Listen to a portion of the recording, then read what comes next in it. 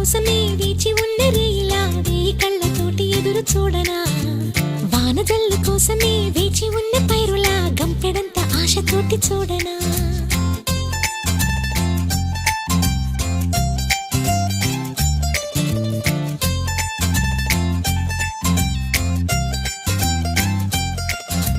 జోల పాట కోసం ఉయ్యాలలోన చంటి పాపలాగా కోడి కూత కోసం తెల్లారు జాము పల్లెటూరిలాగా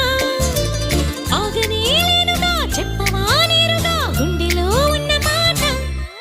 ఏ ఒకటి రెండు మూడు అంటూ అరే ఒక్కో క్షణాన్ని నేను